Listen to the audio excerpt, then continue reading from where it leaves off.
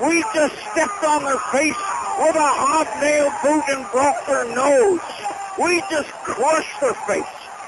What's up, guys? I'm Tyler, and this is the Glory UGA podcast, brought to you by our great friends at MyBookie. Go ahead, guys, like and subscribe, and you can find full episodes of the Glory UGA podcast wherever you get your podcast. Make sure to check that out for a lot more content for Georgia football, Georgia basketball. Talking about Georgia basketball this season, guys, because, hey, we're actually pretty good, so check that out wherever you get your podcast. But today, by popular demand, I am going to reveal my admittedly way too early 2025 Georgia football defensive depth chart. I have offense for you next week, but today we're going to start on the defensive side of the ball because I think this is where there's a lot more intrigue. There's a lot more open position. Not to say there's not on the offense. The offensive line in particular losing a number of starters there up front.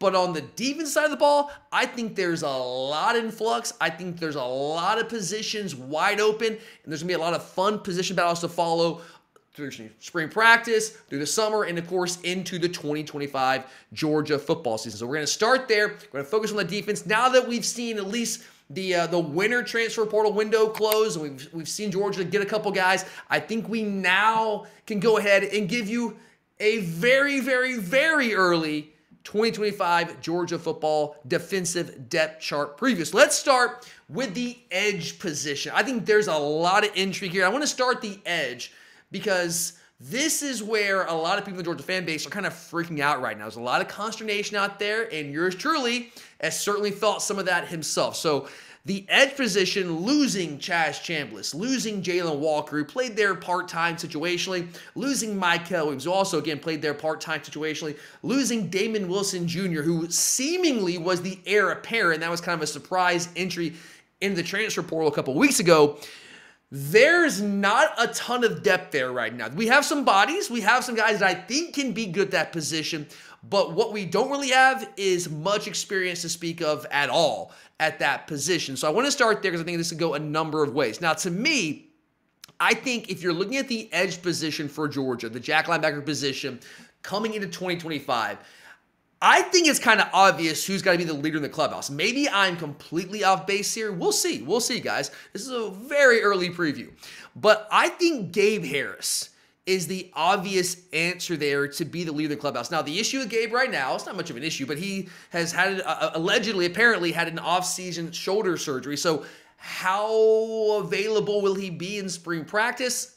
I don't know, but he is going into his third year. He's played a lot of football for Georgia. He's been in the system. He understands what to do, so it's not like he's trying to get to speed and like we're trying to get him ready to play his first actual meaningful football for Georgia. He's been out there, not a ton necessarily, but he's played a good amount of football for Georgia. Now, the reason I say Gabe Harris is the obvious answer is because that's what he was essentially recruited as, guys. Was it the 2023 recruiting class? I thought we had a heck of a haul at that edge jack linebacker position with Gabe Harris, with Damon Wilson Jr., and Samuel Mpemba. Well, the only guy left standing is Gabe Harris. Now, there's a caveat here. He hasn't really been playing jack linebacker the past year and a half or so. And that's largely because that position was pretty loaded. We only play one, we only play one outside linebacker at a time, guys. The days of us playing the old school 3-4 where you're like in your base 3-4 defense, that just really never happens anymore. So rarely do you see Georgia out there with two true outside linebackers on the field. So when you have guys, again, like Jalen Walker and Chaz Chambliss and Michael Williams and Damon Wilson Jr., there's just a lot of bodies there, guys. And Gabe was going to have a hard time finding playing time at that position, but he was such a good player and athletic enough that we wanted him on the field. So we moved him over playing more 5-tech than he was playing that jack linebacker position. Now, my thing with Gabe at 5-tech was like, yeah, he gives us some pass rush there, he gives us some athleticism at that position, but he can only be a situational guy there because he's light. He's light as a 5-tech. I mean, right now, at least last year, he was listed at 6'4", 260. That's not like incredibly small for that position, but we're talking about guys like Michael Williams that are 270, 275. Well, Michael dropped some weight, so played more edge this year. But you go back in the time, you look at guys like Jonathan Ledbetter. Look at TID, Tiger Ingram Dawkins this year. Those guys are bigger than Gabe Harris. Gabe Harris is more, in my opinion, still more of an edge. He can function as a 5-tech, but I do think you're going to struggle there at times on the edge if he's going to be your 5-tech defensive end. I think he's still far more of a fit to play that jack linebacker position. And when he's healthy, I think that he'll probably get the first looks there with the jack linebackers. Now, behind him is a guy that was getting a lot of I don't want to say publicity, but getting a lot of attention in the preseason, the lead up to the 2024 season, going back to especially fall camp, not as much in spring practice, but fall camp, I started to hear a lot about Quintavious Johnson from people I trust here in Athens around the program. This is a guy that coming out of high school, he wasn't high on my list of like guys in the 2024 recruiting class, like, okay, yeah, this guy's gonna be an impact player year one. But it was seemingly like trending in that direction at times through fall camp. But again, kind of like the same situation Gabe Harris is in. It's just really hard to find playing time when you've got those dudes ahead of you that I mentioned earlier. But now that the room has cleared out some, Quintavious Johnson, 6'4", 255, long, tall, athletic, can give you some pass rush, also got long arms that can really help you when you're trying to set the edge and control the blockers. So I think he's going to factor in there as well. I would still have Gabe Harris ahead of him, but Quintavious Johnson would probably be number 2 in the 2 deep for me at the edge position. Now, there are a couple other contenders here. So right now I'm predicting Gabe Harris and Quintavious Johnson being 1-2 there at the jack linebacker position going into 2025. But Chris Cole is another name to watch here because this is a guy that, yes, we recruited him like Jalen Walker. We recruited him as an inside linebacker. But we saw it this year. This guy, he got on the field on third downs about halfway through the season. And this guy, when Smile Money came back from injury, he didn't play as much. But there was a moment in time about halfway through the year where he was playing a fair amount, especially on third downs when Smile was not available. He was out with an injury. But this guy, his talent is off the freaking charts, guys. At 6'3", 235, he's incredibly athletic. He's long. Talk about tall and long. This dude is that in spades for an inside linebacker. But he also has some natural pass rush skills a la Jalen Walker. Now, I haven't seen enough for him to say that I think he has Jalen Walker level pass rush skills, but I don't think he's too far up. He's a guy that right now is like Jalen Walker was his freshman and sophomore years where we couldn't get him on the field other than third downs. He was a little small to be on the field on standard downs, first, second downs. You have more traditional rundowns trying to set the edge. He's 6'3", 235. That's fine inside linebacker, but 6'3", 235 on the edge at jack, trying to set the edge on standard downs, that's a little bit problematic. So I don't think Chris Cole is going to be a factor there in terms of like he's going to start at the jack linebacker position, but I do think he's a guy that can play their situation. We've already seen him do that at times this year. It can certainly be a pass rush threat for us on third downs from the jack linebacker position. Guys, we're going to have to find some pass rushers. That was the big part of why we, I think, had a better defensive year this year than we did in 2023. We just rushed the passer better, and we're losing most of those guys. So we got to find a way to replace that production, and I think Chris Cole can be part of that answer. Now, let's get into some of the freshmen, because they're going to have to be ready to play. I don't think they're going to be in the 2 deep to open the season, but they could potentially work themselves into that. They've got, of course, 5-star freshman Isaiah Gibson from here in the state of Georgia, 6'3", 260. Now, my thing with Isaiah Gibson, think the dude is awesome. But I've been saying all along with him, he basically played out, like you recruited him as an outside linebacker, as a jack linebacker. That's how a lot of teams were recruiting him. But I think with where his body is right now, roughly like 6'3", 260, anything you get into a college weight program, a college nutrition program, you're probably going to add some weight. I think he's probably going to grow into a 5-tech. Long term, probably. But you don't know. Maybe we get him in here and say, like, we need you to lose a little weight. I don't know how that's going to play out. When you see that on tape, I see more of a 5-tech long term than I do a jack linebacker.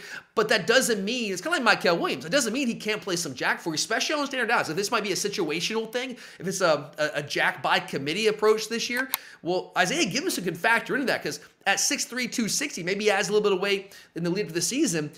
On standard downs, rundowns, like he could be that guy there trying to set the edge, and I think he could play a role there. He could. Now, freshmen, I always say, guys, if you're new to the show, I always say, I caution you with freshmen, you never want to be in a position to have to count on freshmen. But with who we lost at that position and the unexpected departure of Damon Wilson Jr., we might be in a position where we might need Isaiah Gibson to give us some reps here in like meaningful situations in 2025. And the other guy here coming in this class as well, I'm going to struggle with this name. I apologize if I butcher this. We're going to go with it. Darren Nigabon. We're going to go with that. 6'5", 255, more of a true edge rusher in this class. He's a top 100 player in his own right, not a five-star guy. The profile of Isaiah Gibson, but a really talented player in his own right. His high school tape, I think he's pretty raw at that position, but I will give him this. You don't see him, based on who he was playing at the high school level, his senior tape, you didn't see much pass rush going on. But he does a really good job playing the run. And one thing I love about him is the technical standpoint. He uses his hands really well to control blockers at the high school level. And I always love to see that from edge players because most of these guys are just bigger, stronger, faster, more athletic than everybody they're playing against. He's 6'5", 255. A lot of the tackles he's playing against might be 240, and they're never going to play down the football after their high school career's over, right? So you can just physically dominate them. So you don't need to be technically sound, but he kind of is. He does a really good job of using his hands against the run. So I think that gives him a solid starting point, a foundation to potentially find a way to get in the lineup and have some sort of role, at least push to have a role in the Georgia defense this season. So the edge position going to be fascinating to watch. And of course, we're probably going to try to add somebody when we get to the spring transfer portal window. We just don't know that right now. So based on what we know and who's in that room right now, I think Gabe Harris and Contavious Johnson would be at the top of the depth chart in the 2 deep. But Chris Cole, I think, can play some situational football there for us as a pass rusher. Isaiah Gibson can certainly work in there situationally as well.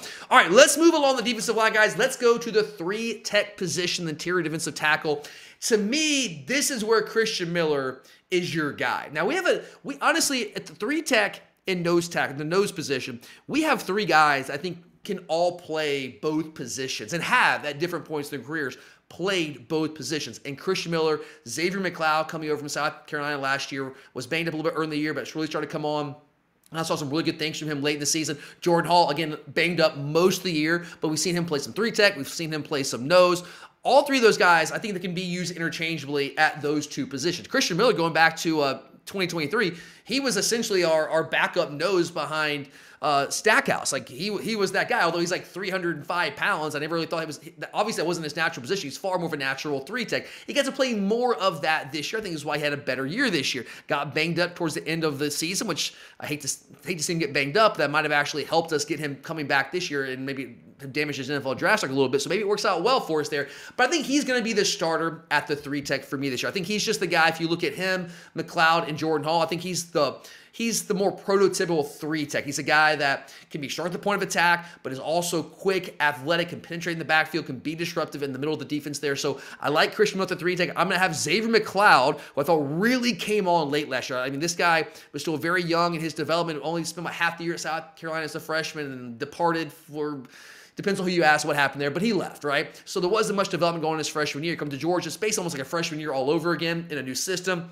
Was banged up a lot in fall camp, but really, really started to come on late. So I think he's going to be there behind Christian Miller. I think he's really, really, really talented in his own right. Again, Jordan Hall can also play some 3 tech for us, but at 6'4", 320, I think Jordan's going to, of those 3 guys, I think he's the better fit at nose for us. I think we could play him at 3 tech if we want to give these guys some rest, move around situationally. Of course, all that can happen.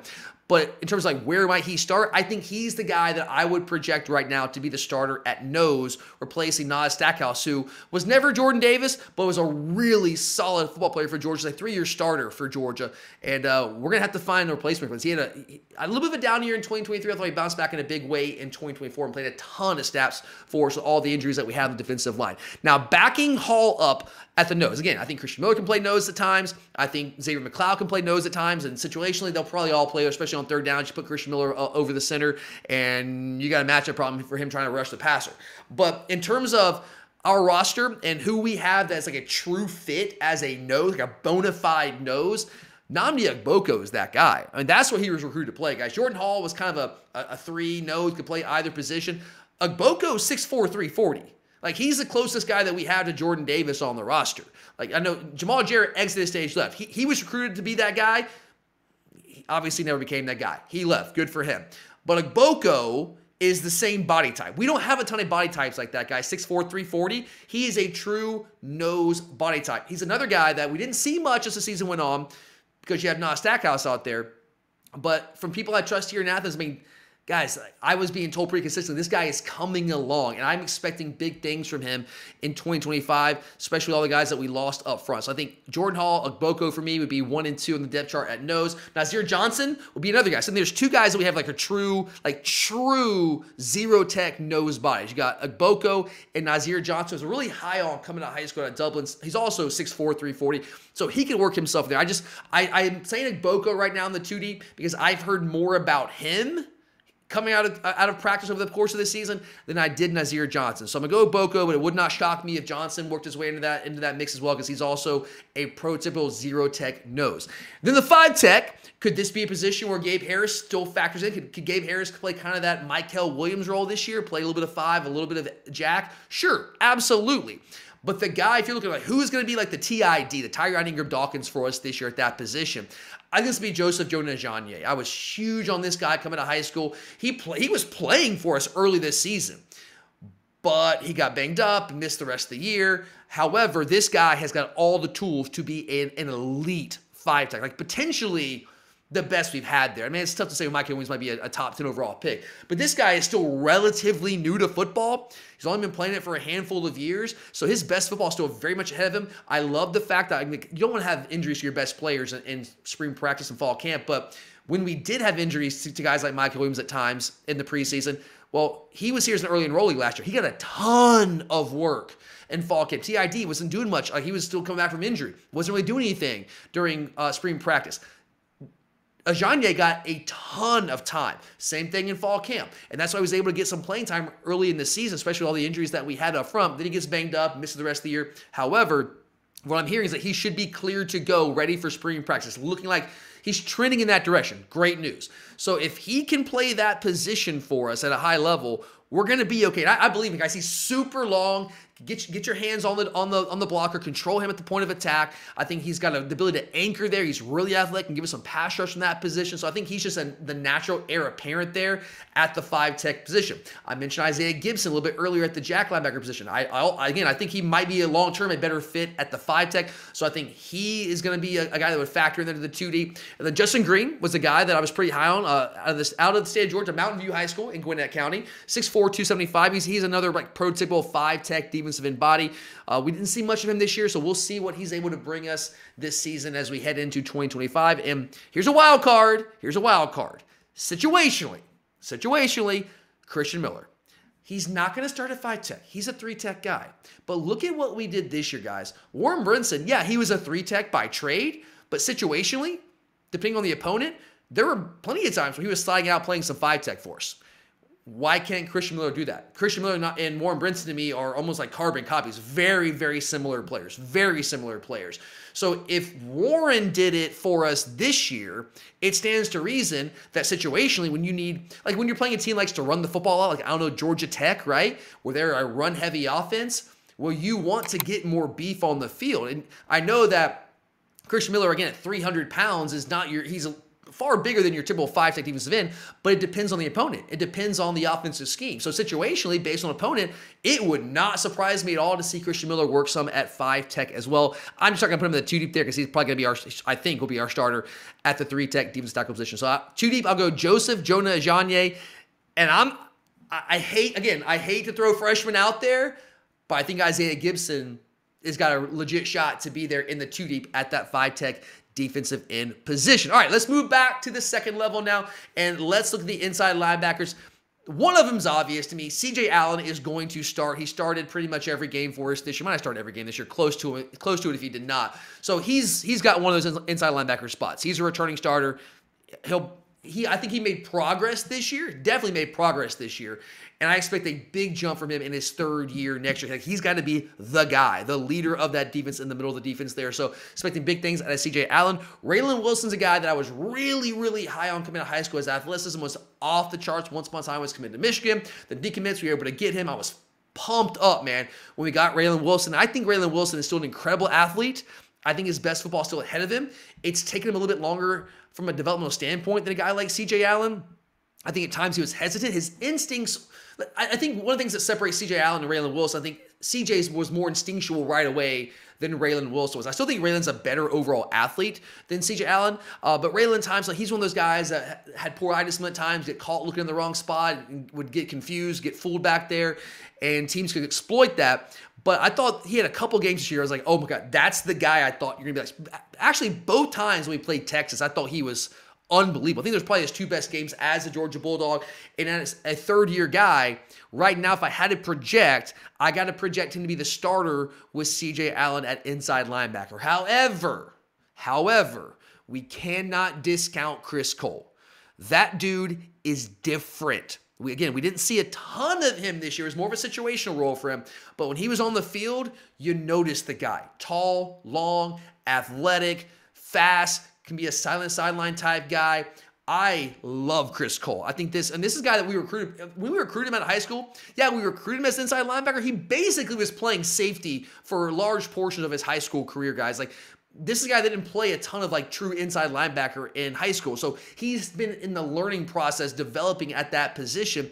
And now with a full year under his belt and getting his feet wet, playing some last year, I can't count him out, man. I can't count him out. He's like, Raylan Wilson's an awesome athlete, but Chris Cole's just, he's different, man. With the size, athleticism combination, he reminds me a lot of like a young Quay Walker. I think like that's probably the comp for me in terms of Georgia Bulldogs. I see a lot of Quay Walker in this guy, tall, long, athletic, can rush a passer some.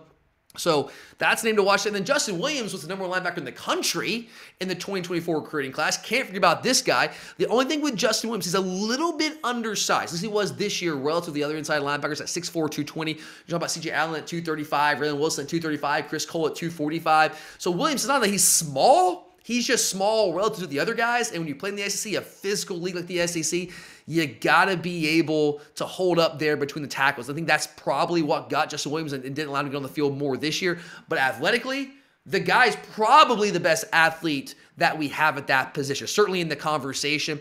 And I think his best football is still very much ahead of him. And I think that he will certainly be in the 2 deep. So our 2 deeps going to be Chris Cole, Raylan Wilson, C.J. Allen, Raylan Wilson, Chris Cole, Justin Williams in some order. My projection to open the season, again, would be C.J. Allen, Raylan Wilson at the starting positions, inside linebacker, then Chris Cole, Justin Williams behind them. Chris Jones be a guy to watch there as well. I just don't have him the same level right now as Chris Cole and Justin Williams. All right, let's move back to the back end of the defense, and let's take a look at the cornerback position.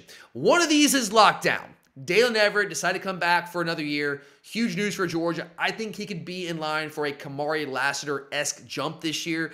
I know it's not apples to apples to be his 4th year, it's Kamari's 3rd year. I get it, right? But the way that Kamari improved from 2022, 2023, I think we can see that from Dalen Everett, because I think we started to see Dalen take a big step the back half of last year and really gain confidence and just have the big thing with him, like all of our DBs last year, and even go back to 2023, ball skills, man. Like, find the ball. He did a much better job of that as last year went on. So I think he's got one locked down there.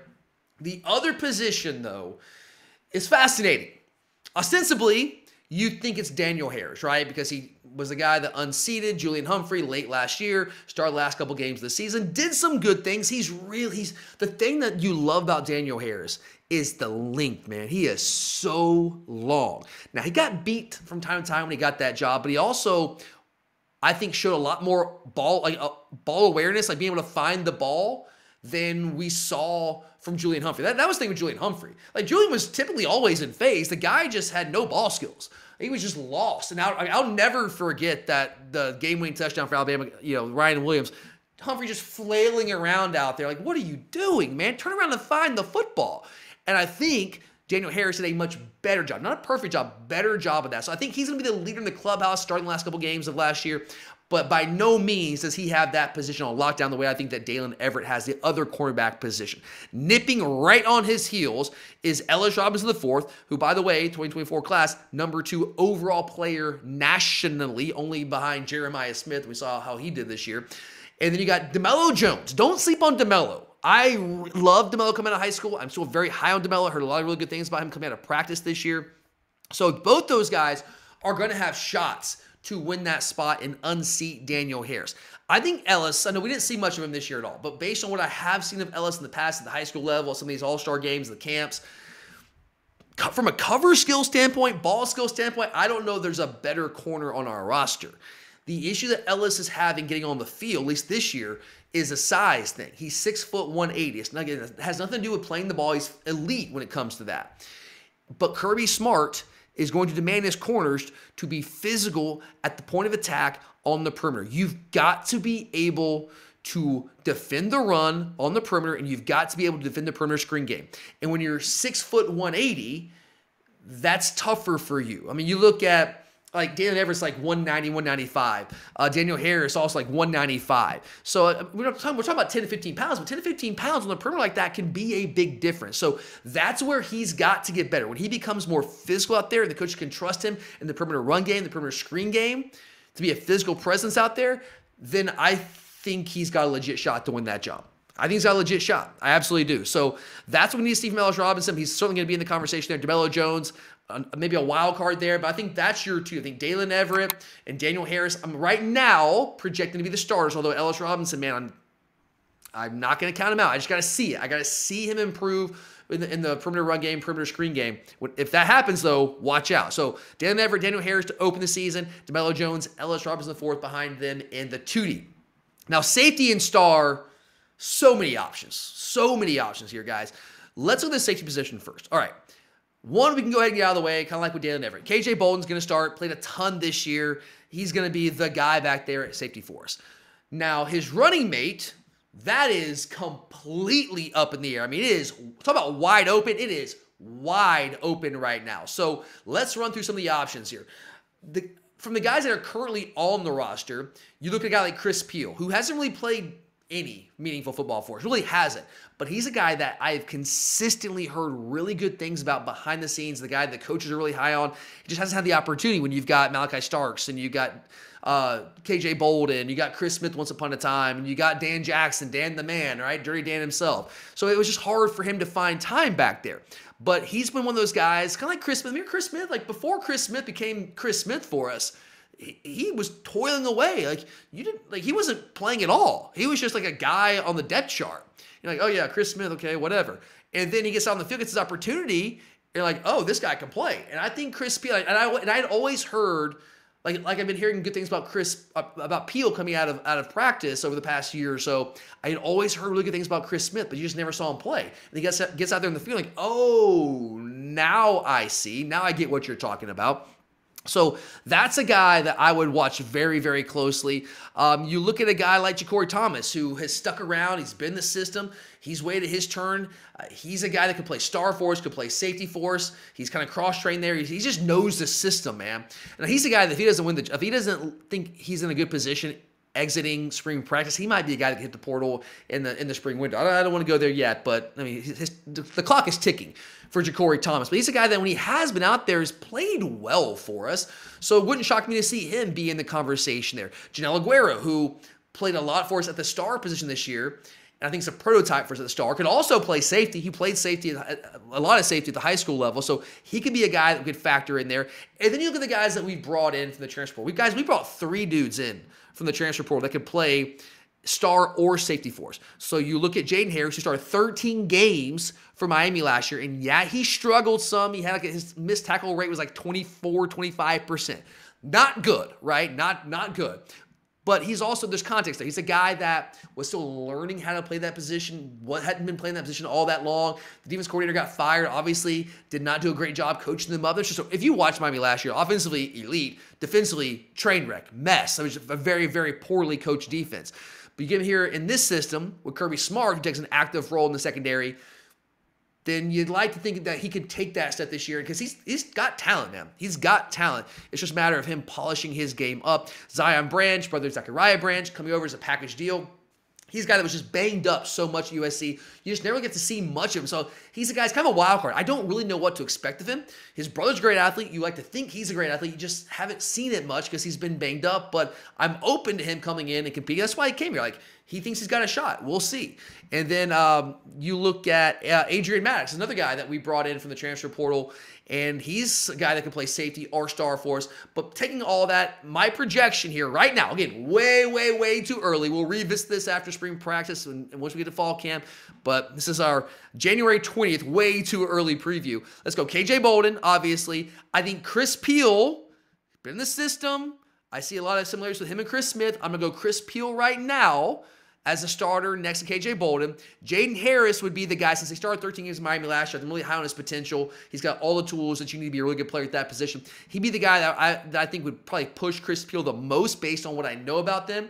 But I'm going to say he'll be behind Chris Peel, and I think Ja'Cory Thomas will be in the 2 deep as well. Just been here a long time. I think he'll at the very least be in the 2 deep. So KJ Bolden, Chris Peel, Jaden Harris, Ja'Cory Thomas, that's your 2 deep at safety in our way too early preview. And then star, finally, let's wrap it up here.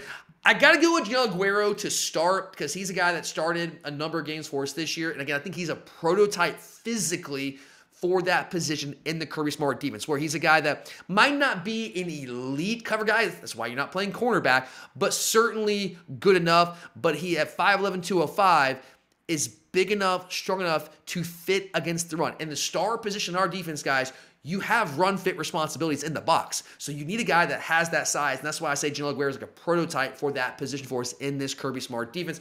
So if I had to project, which is what I'm doing here, I would still say Gianni Aguero would be the starter at star. Behind him, a number of options. I mentioned some guys already.